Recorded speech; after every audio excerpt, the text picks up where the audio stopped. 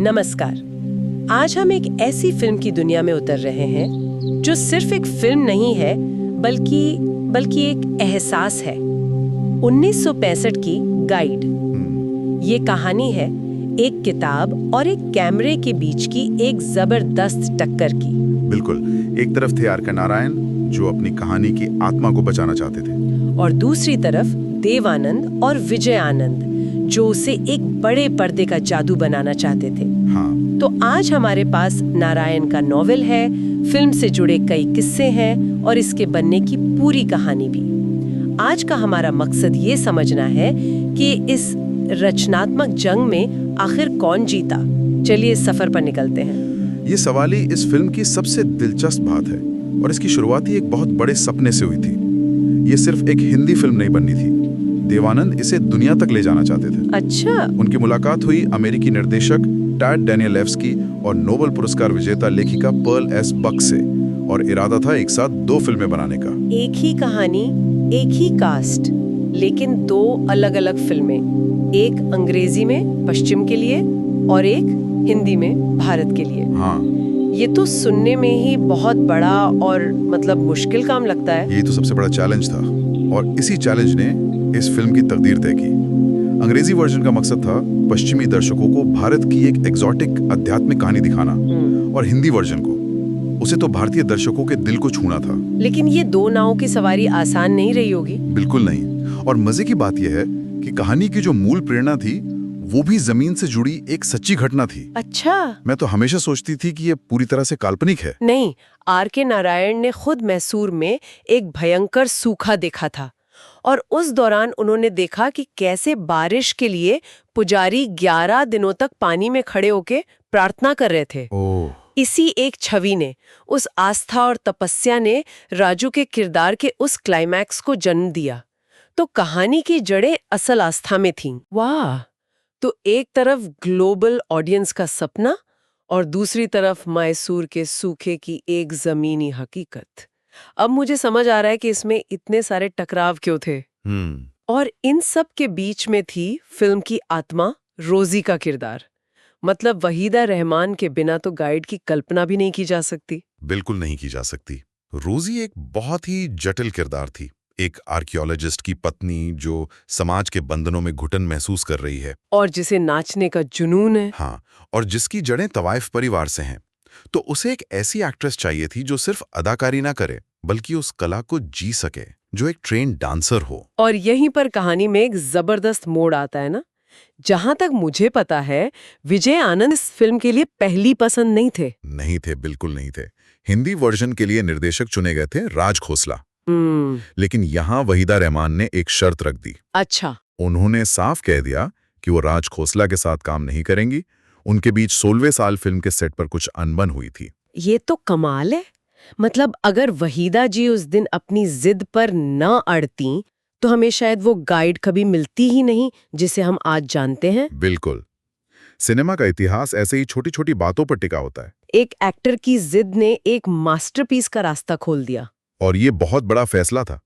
देवानंद ने अपनी एक्ट्रेस की बात मानी और राज खोसला की जगह अपने छोटे भाई गोल्डी यानी विजय आनंद को ले आए।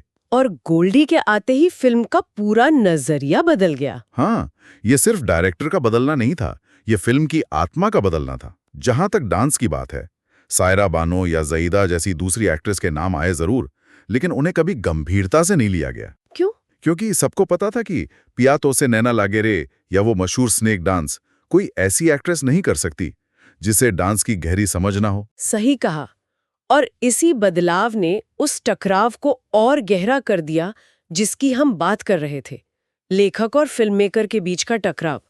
आर के नारायण फिल्म से बुरी तरह नाराज थे। बहुत ज्यादा।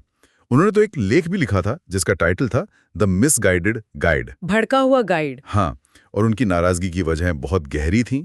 नारायण को सबसे बड़ी शिकायत इस बात से थी कि फिल्म ने उनकी कहानी की पूरी दुनिया ही बदल डाली।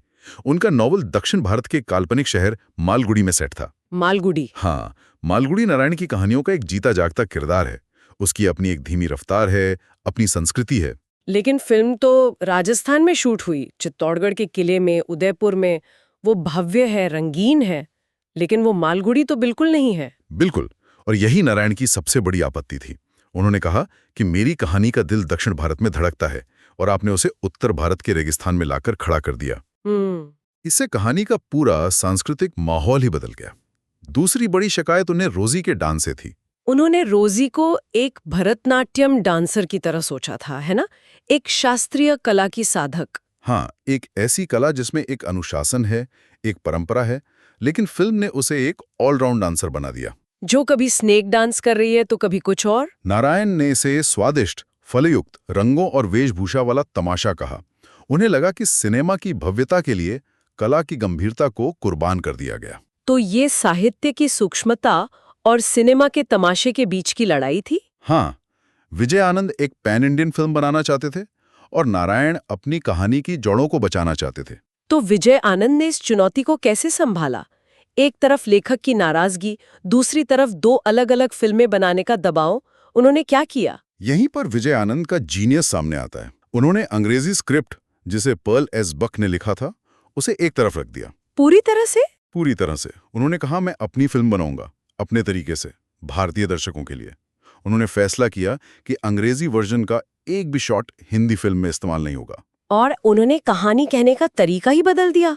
वो नॉन लीनियर नैरेटिव, वो उस जमाने के लिए बहुत नई बात थी। बहुत नहीं। और ये सिर्फ स्टाइल के लिए नहीं था, ये एक बहुत सोचा समझा फैसला था।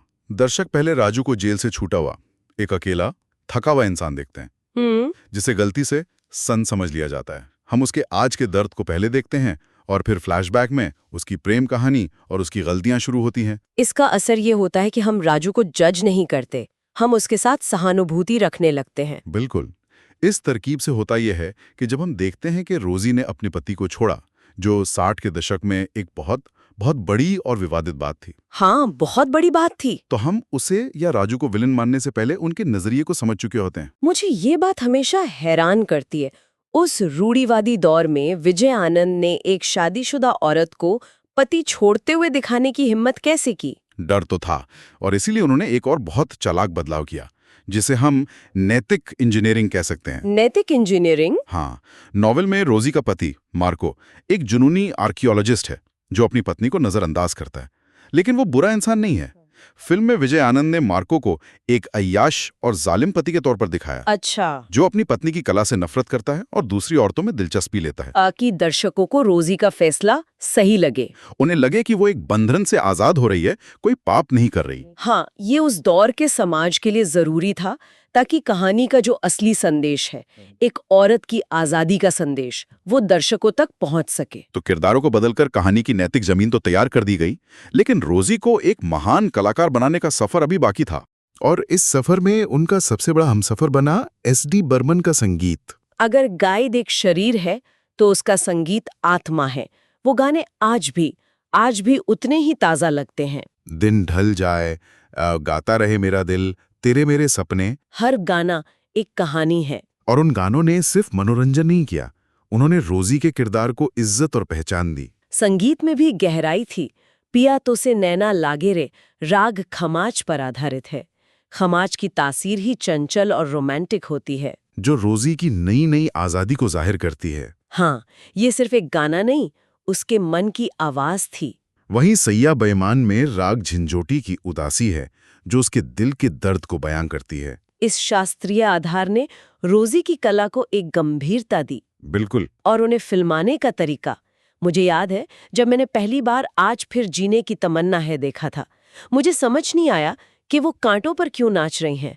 बाद में एहसास हुआ कि वो कांटे उसका अतीत थे, उसके बंधन थे। और उन पर नाचकर वो अपनी आजादी का जश्न मना रही थी। चित्तौड़गढ़ के किले के वो खंडहर जैसे उसकी टूटी हुई शादी का प्रतीक थे। क्या खूबसूरत विजुअल था। हाँ, विजय आनंद ने गानों को कहानी से अलग नहीं रखा, वो कहानी का हिस्सा थे।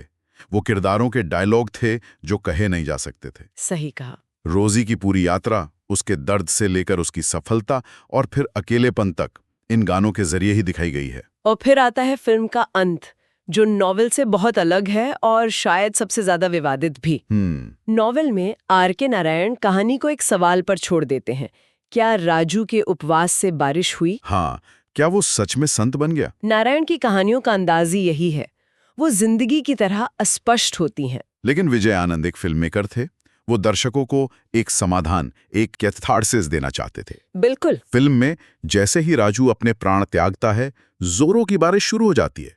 बादलों का गरजना, पानी की बूंदें, सब कुछ बहुत नाटकीय है। ये उसके बलिदान को एक दिव्य मंजूरी देने जैसा है। हाँ, और एक और बड़ा बदलाव था। फिल्म में राजू के आखिरी पलों में उसकी माँ और रोजी उससे मिलने आते हैं, उसे माफ करने। जबकि नॉवेल में वो कभी नहीं लौटते। वही नहीं। एक बार जब राजू जेल जाता है तो वो दोनों उसकी जिंदगी से हमेशा के लिए चली जाती हैं। ये एक मास्टर स्ट्रोक था। इससे राजू को सिर्फ आध्यात्मिक मोक्ष नहीं मिलता, उसे एक भावनात्मक मोक्ष भी मिलता है। वो अपने सभी सांसारिक रिश्तों से, प्रेम और परिवार के बंधनों से ऊपर उठ जाता है। वो आखिरकार आजाद हो जाता है। सही कहा। गाइड अपने समय से दशकों आगे की फिल्म थी। हाँ, ये एक महिला की अपनी पहचान बनाने की कहानी थी। ये आधुनिकता और आध्यात्मिकता का एक ऐसा संगम था जैसा हिंदी सिनेमा में पहले कभी नहीं देखा गया। तो गाइड की ये कहानी सिर्फ एक फिल्म के बनने की नहीं है, ये एक साहित्यिक कृति के सिनेमाई पुनर्जन्म की कहानी है। एक कहानी जिसे दुनिया के लिए बनाया गया, लेकिन जिसने अपनी जमीन पर अपनी जड़ों में ही असली पहचान पाई। और अंग्रेजी गाइड बुरी तरह फ्लॉप हुई, लेकिन हिंदी गाइड एक अमर क्लासिक बन गई। और ये हमें उसी सवाल पर वापस ले आती है जिससे हमने शुरुआत की थी। क्या ये भटकी हुई गाइड थी, जैसा नारायण ने कहा, या विजय आनंद ने कहानी को भटकाया नहीं बल्कि उसे एक नया, ज्यादा शक्तिशाली रास्ता दिखाया? ये सोचने पर मजबूर करती है, क्या राजू का संत बनना महज एक हादसा था, गांव वालों के विश्वास का नतीजा, या फिर उसके गाइड होने की नियति का वो आखिरी पड़ाव था जहां वो दूसरों को रास्ता दिखाते दिखाते खुद को रास्ता दिखा गया? क्या सच्ची आध्यात्मिकता किसी पर थोपी जा सकती है, या वो इंसान के अंदर से ही उसकी यात्रा के अंत में ही जन्म लेती है? ये सवाल गाइड आज भी हमारे लिए छोड़ जाती है। और शायद यही एक महान कलाकृति की सबसे बड़ी पहचान है।